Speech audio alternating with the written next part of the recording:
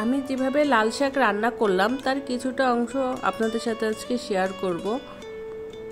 লাল শাক রান্না করার জন্য আমি কিছুটা পেঁয়াজ কুচি, রসুন কুচি এবং কাঁচামরিচ কুচি, আমি আজকে চিংড়ি মাছ দিয়ে লাল শাক রান্না করব, তার জন্য চিংড়ি মাছ কিছুটা কেটে নিয়েছিলাম। একটি কড়াইয়ের মধ্যে আমি কিছুটা তেল গরম করে নিয়ে তার ভিতরে কিছুটা পেঁয়াজ, রসুন কুচি এবং কাঁচামরিচ ঢেলে দিয়ে তেলের সাথে কিছুটা নেড়ে চেড়ে দিয়ে পেঁয়াজ কাঁচামরিচটাকে একটু ভেজে নিব। কিছুটা ভাজা ভাজা হয়ে গেলে, পেঁয়াজের রং একটু হালকা বাদামি হয়ে গেলে, তখন আমি তার সাথে আমি যে চিংড়ি মাছটা কুটে রেখেছিলাম সেই চিংড়ি মাছটা অ্যাড করে দিব। চিংড়ি মাছটাকেও আমি একটু ভাজা ভাজা করে নিব যেন চিংড়ি মাছ থেকে কোনো গন্ধ না আসে। চিংড়ি মাছটা ভাজা ভাজা হয়ে যাবে যখন, তার সাথে আমি কিছুটা লবণ এবং হলুদ মিশিয়ে দিব এবং সামান্য পানি অ্যাড করে দিয়ে চিংড়ি মাছটাকে আমি ভালো করে কষিয়ে নিব।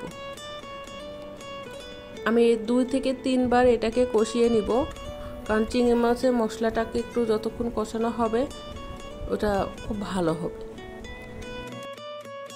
আমি এভাবে করেই লাল শাক রান্না করি, আপনারাও ট্রাই করে দেখবেন। এভাবে রান্না করলে আমার কাছে মনে হয় লাল শাকটার স্বাদটা একটু বেড়ে যায়। যখন চিংড়ি মাছটা একটু ভাজা ভাজা হয়ে যাবে এবং মশলাটা কষানো হয়ে যাবে, সে পর্যায়ে আমি লাল শাকটাকে অ্যাড করে দিব।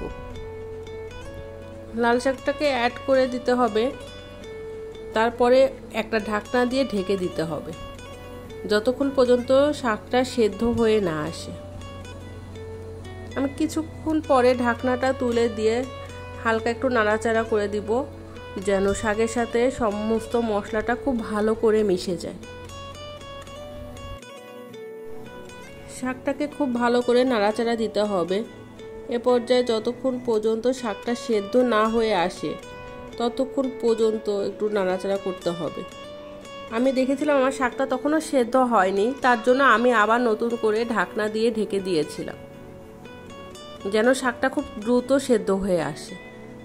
এবং শাকটা সেদ্ধ হওয়ার একটা পর্যায়ে আমি ঢাকনাটা তুলে দেখলাম যে শাকটা একটু নরম হয়ে এসেছে এবং সেদ্ধ হয়ে গেছে। এখনকার যুগে লাল শাক তো একটু হাইব্রিড থাকে, সহজে সেদ্ধ হতে চায় না, অনেকক্ষণ নাড়াচাড়া লাগে, অনেকক্ষণ ঢাকনা দিয়ে ঢেকে দেওয়া লাগে। তারপরে আমি শাকটাকে খুব ভালো করে পানিটা শুকিয়ে আসা পর্যন্ত চুলার আঁচ একটু ডিম ডিম করে শাকের পানিটি শুকিয়ে আসা পর্যন্ত আমি এটাকে নাড়াচাড়া করেছিলাম। যতক্ষণ পর্যন্ত শাকের পানি না শুকিয়ে গেছে ততক্ষণ পর্যন্ত আমি এটাকে খুব ভালো করে নাড়াচাড়া করে নিয়েছিলাম।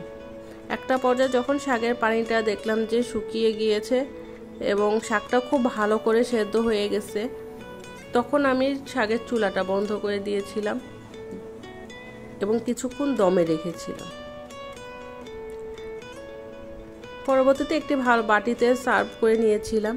এভাবে করে শাক রান্না করলে আমার কাছে ভালোই লাগে, আর চিংড়ি মাছ দিয়ে রান্না করলে তো সেটা কোনো কথাই নেই, অসাধারণ। শাকটা খেতে অনেক মজাও হয়েছিল এবং দেখতেও ভালো হয়েছিল। সবাই ভালো থাকবেন, আল্লাহ হাফেজ, এবং সামনে কোনো একটি নতুন ভিডিওর সাথে আবার দেখা হবে।